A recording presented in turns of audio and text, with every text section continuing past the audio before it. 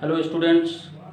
आज के अपने वीडियो में पिछले वीडियो में जैसा कि मैंने आपको कैथोड रेज के बारे में बताया था, उसके जो है इलेक्ट्रॉन की डिस्कवरी के बारे में बताया था कि कैथोड रेज को मेनली जे थॉमसन ने ये बताया कि ये ऋणावेशित कणों से मिलकर बनी हुई हैं, यानी कि नेगेटिवली चार्ज पार्टिकल्स से मिलकर बनी हुई हैं।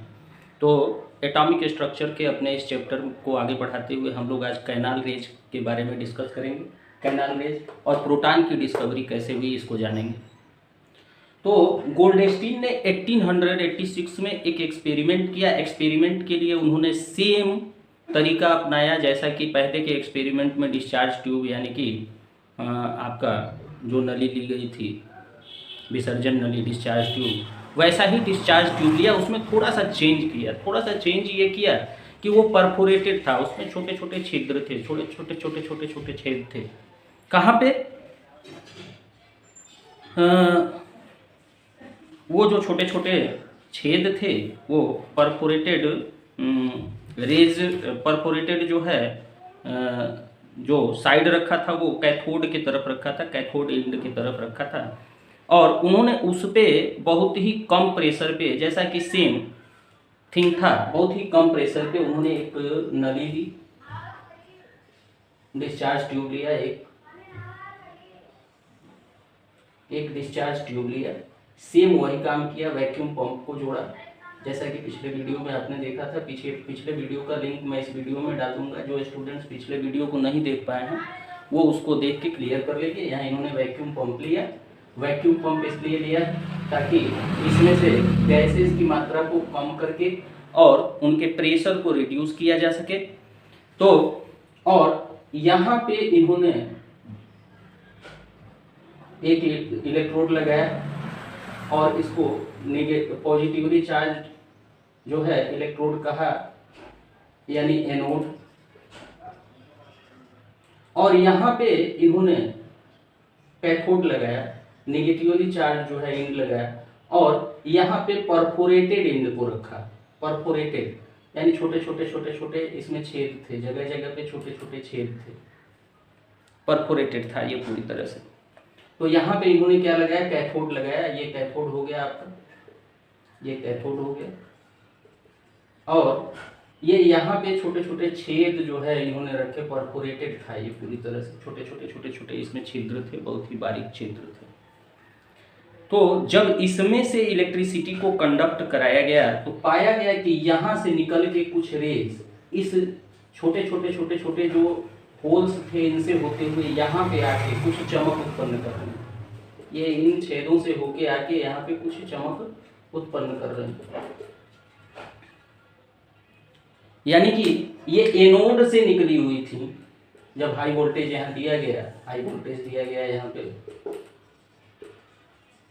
हाई वोल्टेज का करंट दिया गया, तो एनोड से एक तरह की रे निकली जो इस परफोरेटेड एंड से जाके ग्लास पे टकरा के और वहां पे जो है फ्लोरोसेंस को प्रोड्यूस कर रही थी, कुछ जो है चमक को उत्पन्न कर रही थी। इनको कहा गया पॉजिटिव रेज, इनको कहा गया पॉजिटिव रेज।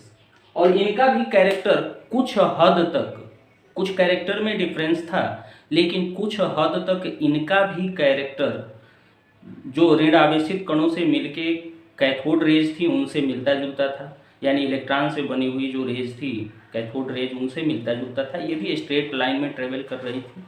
तो पहला कैरेक्टर इनका क्या था? कैनाल रेज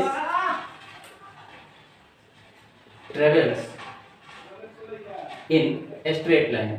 ये स्ट्रेट लाइन में चल रही थी, सीधी रेखा में।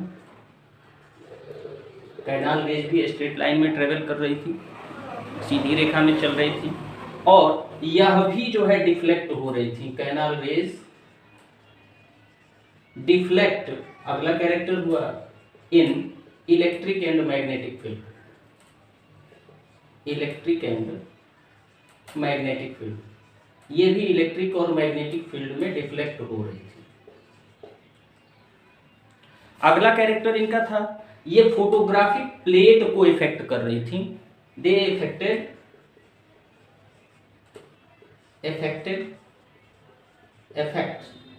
Photographic plate. फोटोग्राफिक प्लेट पे ये अपना प्रभाव छोड़ रही थी। फोटोग्राफिक प्लेट पे ये अपना प्रभाव छोड़ रही थी, फोटोग्राफिक प्लेट को प्रभावित कर रही थी। इनके अंदर भी ये कैपेसिटी थी कि दे कैन पेनिट्रेट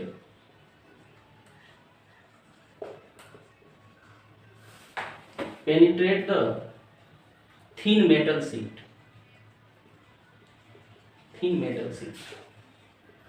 पतली धातु की पन्नियों को ये भी बेध कर आर पार निकल जा रही थी, उनको पेनिट्रेट कर रही थी। इनमें भी पेनिट्रेट करने का कैरेक्टर था। इसके अलावा ये इनकी जो वेलोसिटी थी, velocity of canal raise is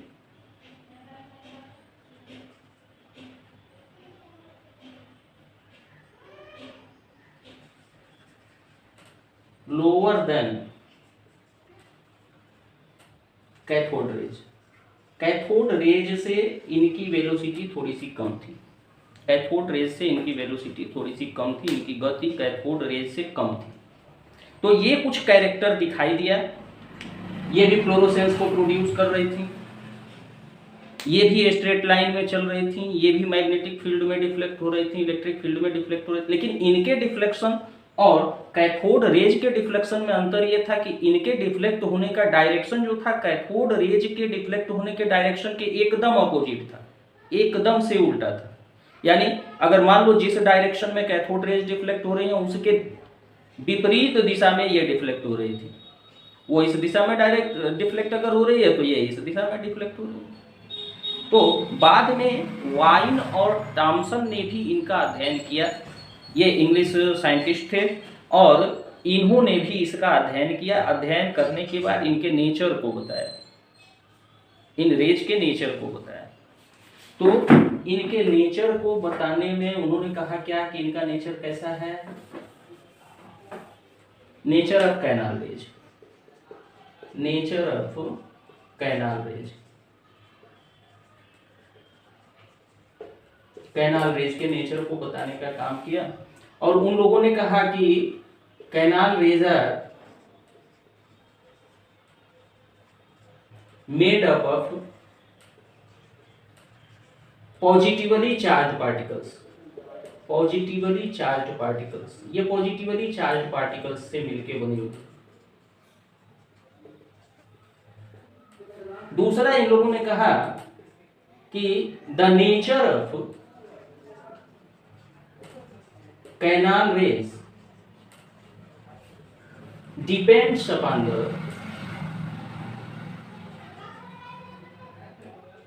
the gas present in discharge tube.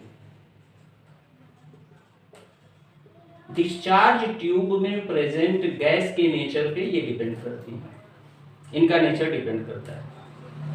यानी कि अलग अलग गैस अगर हम लें तो इनके E/m का वैल्यू जो है वो अलग अलग हो जाता है, डिफरेंट हो जाता है। E/m का value different for different gases, अलग अलग गैसेस के लिए इनके E/m का वैल्यू डिफरेंट हो जाता है। जैसा कि पिछले वीडियो में हम लोगों ने देखा कि E/m का वैल्यू कैथोड रेज के लिए ये कहा गया कि कांस्टेंट रहता है, हमेशा निश्चित रहता है। लेकिन यहाँ पे E/m का जो वैल्यू है कैनाल रेज के लिए वो डिफरेंट हो जाता है अलग अलग गैसेज को लेने के बाद।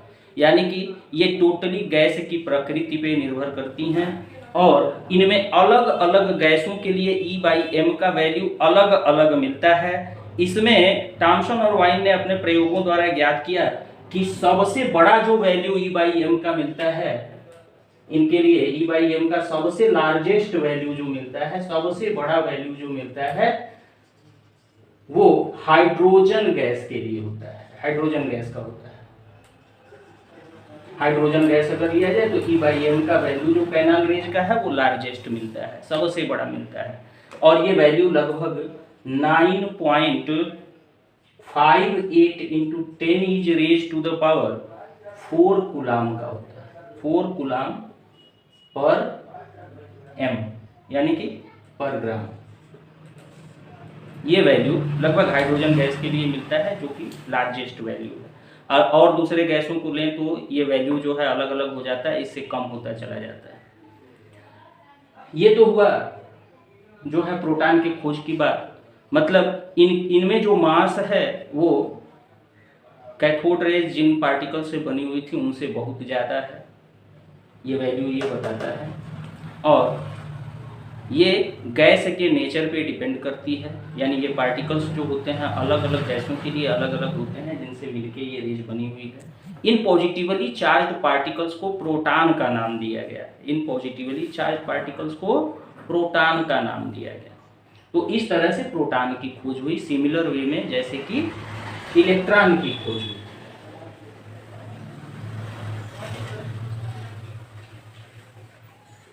अब हम बात करेंगे डिस्कवरी ऑफ न्यूट्रॉन की। डिस्कवरी ऑफ न्यूट्रॉन, न्यूट्रॉन की डिस्कवरी की बात अब हम करेंगे। डिस्कवरी ऑफ न्यूट्रॉन,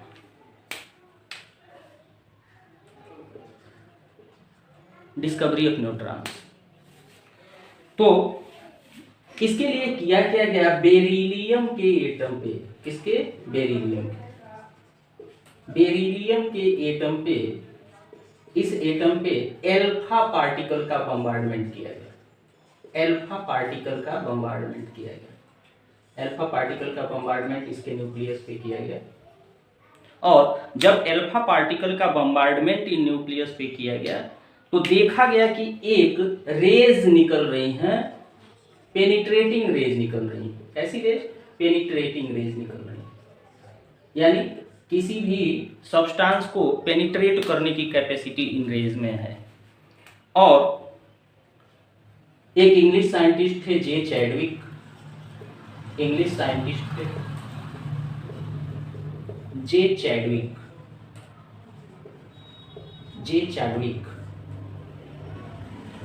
इन्होंने 1932 में ऐसा बताया कि ये जो हैं इनका अध्ययन किया 1932 में इन रेज का, और ये बताया कि ये पूरी तरह से इलेक्ट्रिकली न्यूट्रल है।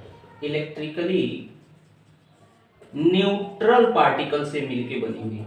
ये रेज जो निकल रही हैं वो इलेक्ट्रिकली न्यूट्रल पार्टिकल से बनी हुई हैं, और इन पार्टिकल का मास जो है वो लगभग प्रोटॉन के मास के बराबर है। यानी मास जो इनका है, मास वो 1.008 AMU के बराबर है, लगभग इनके बराबर है। और इनमें कोई चार्ज नहीं है। इनको इन्होंने कहा, चूंकि ये न्यूट्रल थी तो इन पार्टिकल्स को इन्होंने न्यूट्रॉन कहा। ये न्यूट्रॉन है और इसको इस तरह के सिंबल से शो किया, यानी इस पे चार्ज कुछ नहीं, नो चार्ज, और मास 1 यूनिट। चार्ज कुछ नहीं, मास 1 यूनिट। तो इस तरह से न्यूट्रॉन की खोज हुई, न्यूट्रॉन की खोज हुई। और ये पूरा एक्सपेरिमेंट जो था ये क्या था, बेरिलियम का न्यूक्लियस लिया गया। जानते ही हैं इसका एटॉमिक नंबर जो होता है वो 4 होता है, और मास जो होता है 9 होता है। इस पे बम्बार्डमेंट कराया गया हीलियम का, यानी कि अल्फा पार्टिकल का। हीलियम के न्यूक्लियस का बम्बार्डमेंट कराया गया, ये 2 और 4 होता है। तो इस तरह से पाया गया कि कार्बन बन जाता है। जब हीलियम का बम्बार्डमेंट कराया जाता है तो इसके दोनों प्रोटॉन इसके न्यूक्लियस में आ जाते हैं, दोनों प्रोटॉन्स इसके न्यूक्लियस में आ जाते हैं, तो ये कार्बन बन जाता है। कार्बन बन जाता है, कार्बन का एटम बन जाता है, और एक न्यूट्रॉन निकलता है। एक न्यूट्रॉन निकलता है जिस पे चार्ज कुछ नहीं होता, मास 1 यूनिट होता है। तो इस तरह से दूसरे जो छोटे नाभिक थे, छोटे न्यूक्लियस थे, लाइक लिथियम, बोरान, उन पे भी जब हीलियम पार्टिकल्स का जो है बम्बार्डमेंट किया गया, यानी अल्फा पार्टिकल्स का बम्बार्डमेंट किया गया, तो उनसे भी न्यूट्रॉन निकले। ये पूरी तरह से न्यूट्रल थे, और न्यूट्रल होने की वजह से ही इनको न्यूट्रॉन का नाम दिया गया। तो इस तरह से अभी तक हम लोगों ने एटॉमिक स्ट्रक्चर को पढ़ते हुए इलेक्ट्रॉन, प्रोटॉन और न्यूट्रॉन के खोज के बारे में पढ़ा। इलेक्ट्रॉन, न्यूट्रॉन और प्रोटॉन जो बेसिक पार्टिकल्स हैं, फंडामेंटल पार्टिकल्स हैं, उनके बारे में हम लोगों ने पढ़ा। अब हम न्यूक्लियस के खोज की बात करेंगे कि न्यूक्लियस की खोज कैसे हुई। तो इसके लिए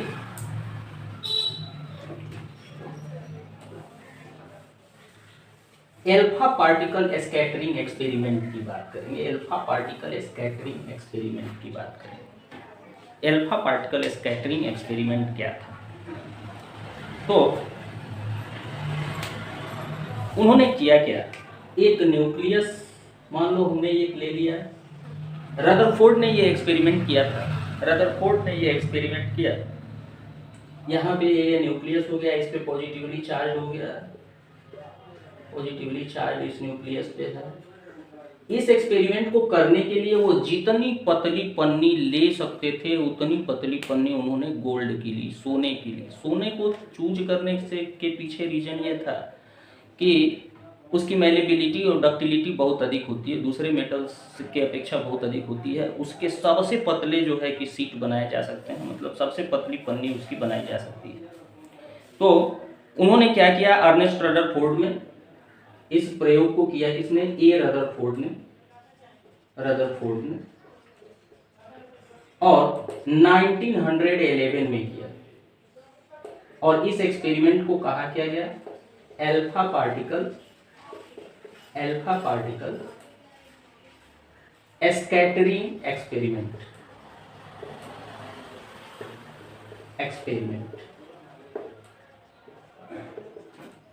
एल्फा पार्टिकल्स के स्कैटरिंग का एक्सपेरिमेंट कहते हैं।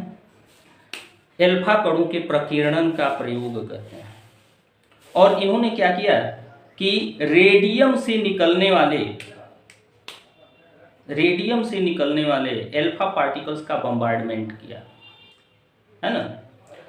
तो इसमें उनकी हेल्प उनके एक शिष्य थे गाइगेर। स्पेलिंग गाइगेर की GEIGER, गाइगेर ने इनका हेल्प किया।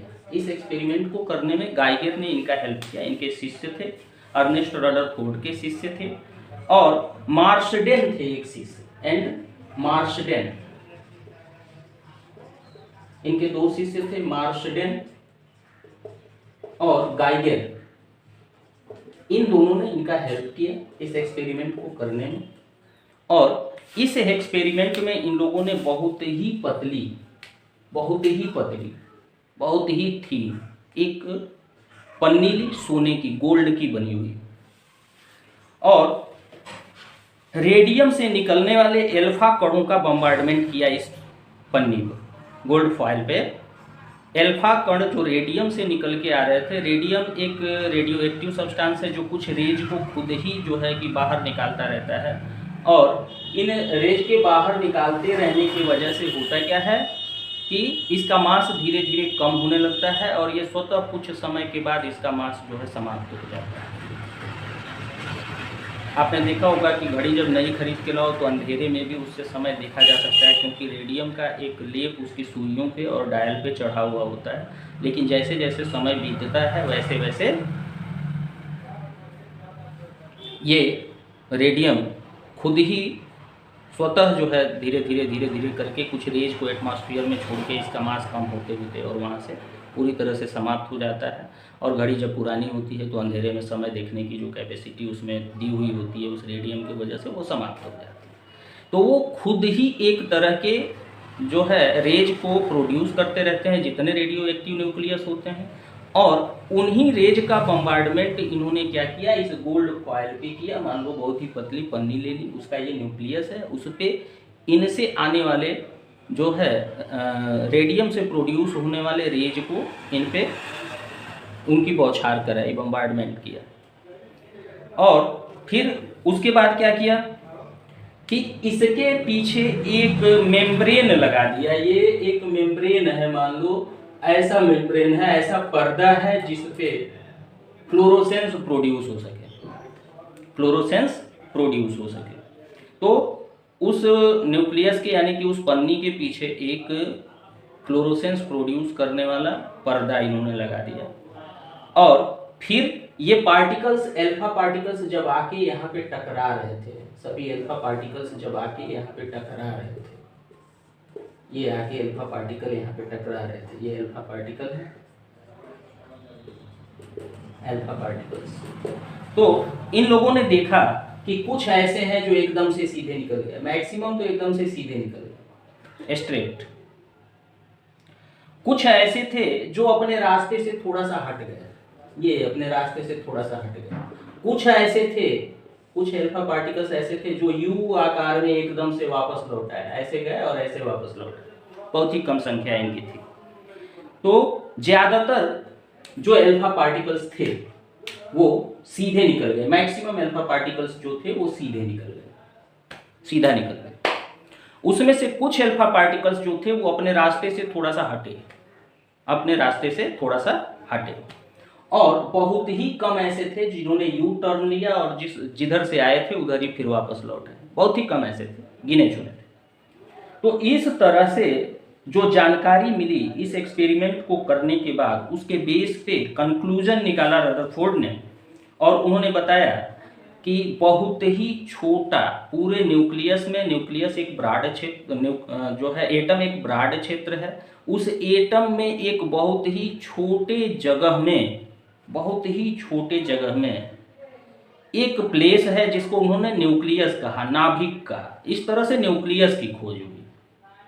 तो वहीं पे पॉजिटिवली चार्ज पार्टिकल्स हैं, यानी एक एटम में, पूरे एटम के सेंटर में बहुत ही छोटे जगह में पॉजिटिवली चार्ज पार्टिकल्स हैं जो कंटेन हैं, और जहाँ पे वो कंटेन हैं, जिस पोजीशन पे वो वहाँ पे पड़े हुए हैं, उनको इन्होंने न्यूक्लियस कहा, उनको इन्होंने न्यूक्लियस कहा। तो इस तरह से न्यूक्लियस की खोज हुई कब? 1911 में। किसके हेल्प से? अल्फा पार्टिकल्स स्कैटरिंग एक्सपेरिमेंट के हेल्प से, अल्फा कण प्रकीर्णन प्रयोग के हेल्प से। और इससे इन्होंने निष्कर्ष निकाला, जो इन्होंने ऑब्जर्व किया, 3 बातों को ऑब्जर्व किया कि कुछ एकदम बहुत ज़्यादातर अल्फा पार्टिकल्स थे वो सीधे निकल गए, रास्ते से न कहीं मुड़े न तुड़े, न ही कोई रुकावट आई। तो उन्होंने कहा कि मैक्सिमम पार्ट जो एक एटम का है वो खाली है, मैक्सिमम पार्ट जो एटम का है वो खाली है, और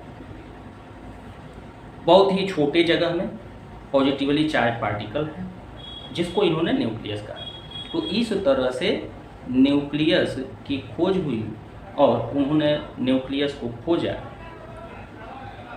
अब आगे हम कुछ एटॉमिक मॉडल्स की बात करेंगे आगे की वीडियो में। कंटिन्यूअस वॉच करते रहिए, चैनल को सब्सक्राइब कीजिए और केमिस्ट्री के पूरे सिलेबस को पढ़ें, उसको समझें और केमिस्ट्री सीखें। Thanks for watching.